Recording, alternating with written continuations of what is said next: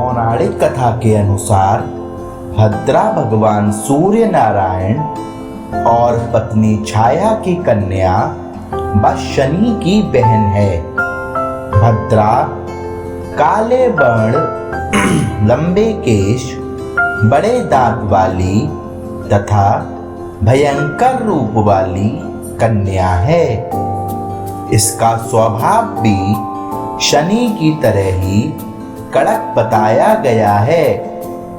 जन्म लेते ही भद्रा यज्ञों में विघ्न बाधा पहुंचाने लगी और मंगल कार्यों में उपद्रव करने लगी तथा सारे जगत को पीड़ा पहुंचाने लगी। उसके दुष्ट स्वभाव को देखकर सूर्य देव को उसके विवाह की चिंता होने लगी और वे सोचने लगे कि इस दुष्ट कुरूप कन्या का विवाह कैसे होगा। सभी ने सूर्य देव के विवाह प्रस्ताव को ठुकरा दिया। तब सूर्य देव ने ब्रह्मा जी से उचित परामर्श मांगा। ब्रह्मा जी ने तब विष्टि से कहा कि भद्रे बबालव कौलव आदि करणों के अंत में तुम निवास करो तथा जो व्यक्ति तुम्हारे समय में गृह प्रवेश तथा अन्य मांगलिक कार्य करे तो तुम उसमें विघ्न डालो। जो तुम्हारा आदर ना करे उनका कार्य तुम बिगाड़ देना।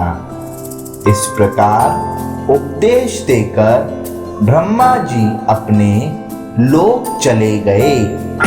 तब से भद्रा अपने समय में ही देव, दानव, मानव समस्त प्राणियों को कष्ट देती हुई घूमने लगी।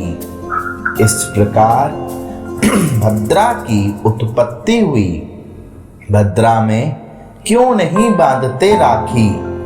भद्रा स्वभाव से बहुत ही कठोर और उद्दंडी थी, तो उनकी हरकतों से तंग आकर ब्रह्मा जी ने उन्हें शाप दिया था कि जो भी भद्रकाल में कोई शुभ कार्य करेगा उसे मुश्किलों का सामना करना पड़ेगा और उसे अशुभ परिणाम प्राप्त होंगे।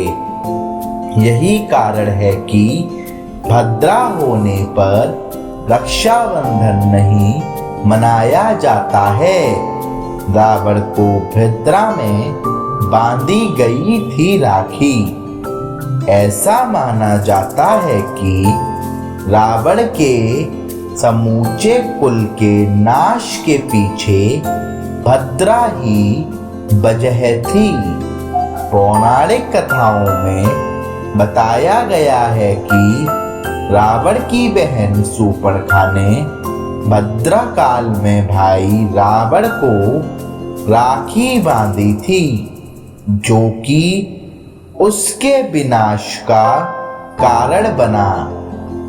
कहते हैं कि इसी के बाद से एक एक करके रावण सहित उसके पूरे कुल का नाश हो गया। वहीं यह भी माना जाता है कि भद्रा के वक्त भगवान शिव तांडव करते हैं और क्रोध की अवस्था में होते हैं। ऐसे में वक्त में कोई भी शुभ कार्य नहीं करना चाहिए, वरना उसके परिणाम शुभ नहीं होते।